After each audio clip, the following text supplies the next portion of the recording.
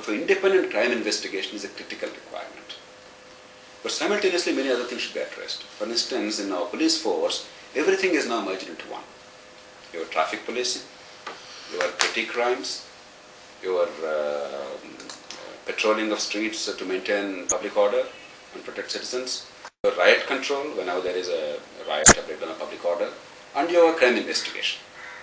Now these must be disaggregated. Each is a separate specialized function. There's absolutely no reason why they should be together. In fact, being together causes enormous problems. Because riot control has to be necessarily politically controlled. I deal with the student agitation in one way.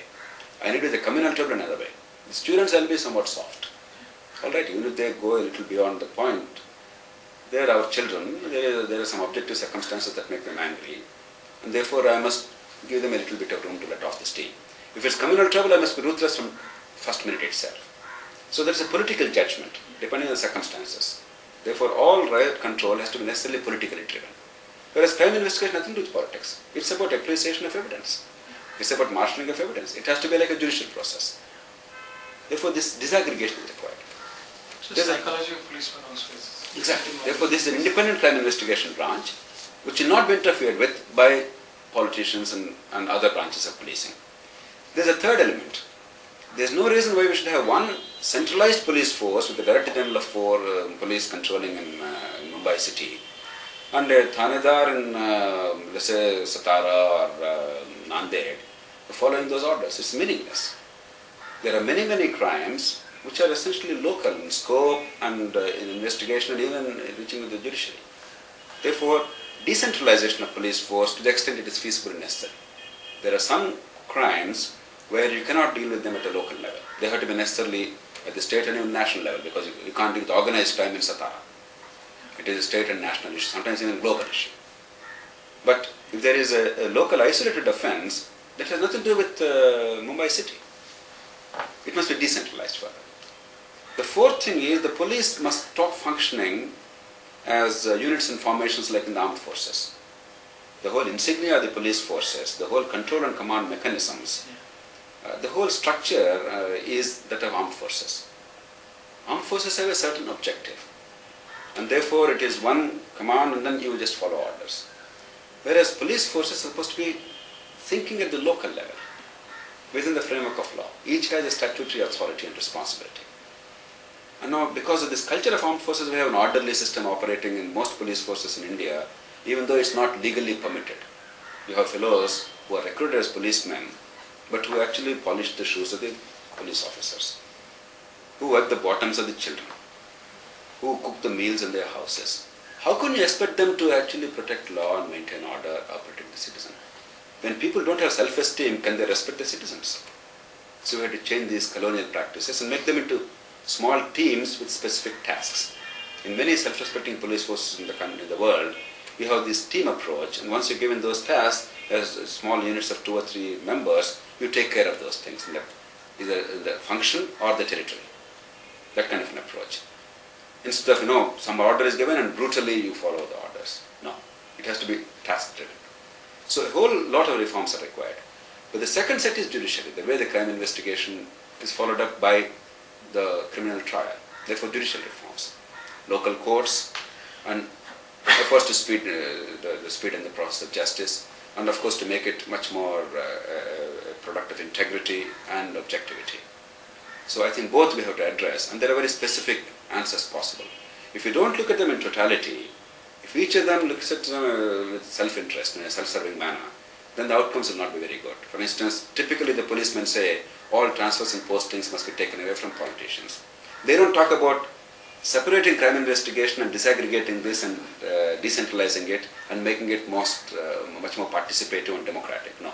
They don't want to look at the orderly system at the same time. So a self-serving approach ultimately will be reaching a dead end.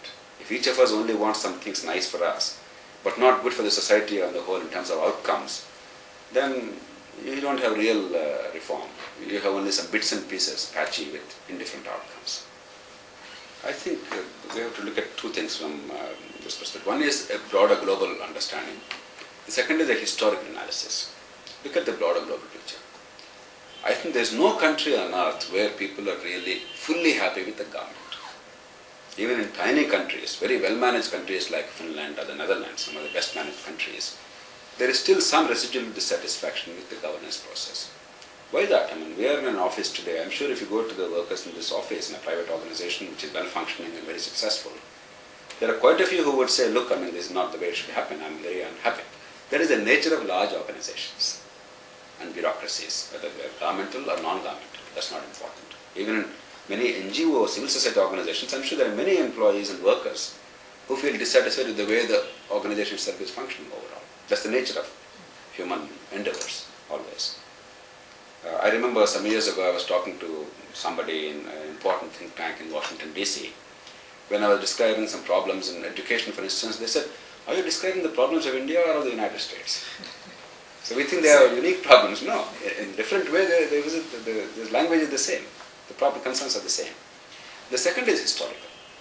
Many countries which we now admire, let's say Britain, we have obviously deep historical and cultural links, or the United States, there is a lot of, that's a role model for many countries, rightly or wrongly, in some respects at least, in terms of development, that is a paradigm people always think of.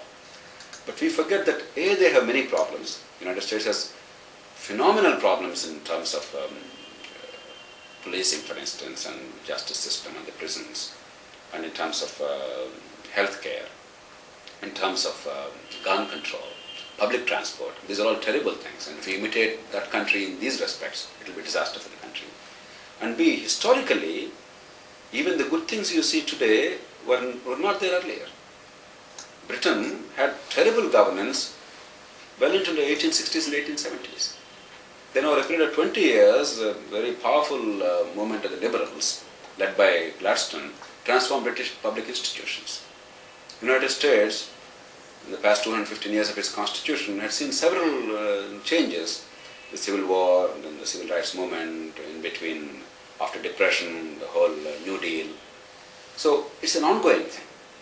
And each big transformation brought about a significant change in outcomes. And yet people are dissatisfied with some residual problems, and therefore there's another transformation.